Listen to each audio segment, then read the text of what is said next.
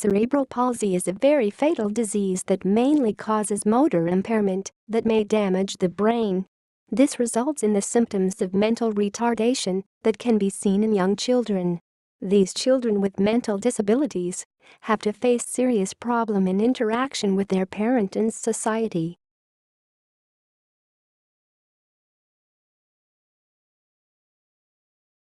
The main causes of cerebral palsy in newborn babies. The actual cause of cerebral palsy is still unknown to the medical world.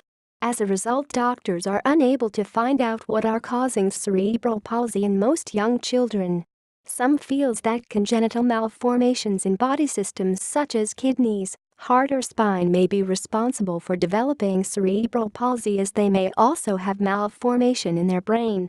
Cerebral palsy can be found in many infant babies, caused due to the seizures done at the time of their birth. Doctors also feel that prematurity in newborn babies and below birth weight can also be the causes of cerebral palsy.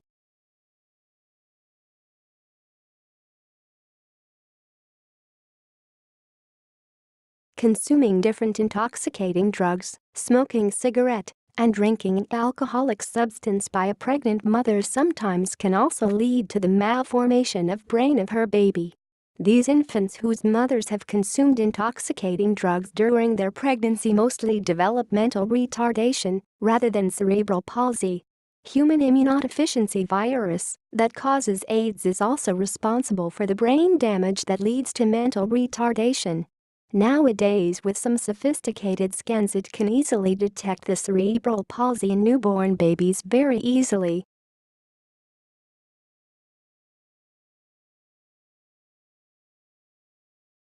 The different types of cerebral palsy. Cerebral palsy is of different type and can be classified according to the type of movement problem, or it can be classified by the involvement of body parts. Spastic or athetoid cerebral palsy is included in the classification according to type of movement, and hemiplegia, diplegia, and quadriplegia are the different types of cerebral palsy that includes the classification according the involvement of body parts. In spasticity, the muscles are unable to relax, while in athetosis the patient is unable to control the movement of a muscle. Hemiplegia, diplegia, and quadriplegia are the extremes of this cerebral palsy disease.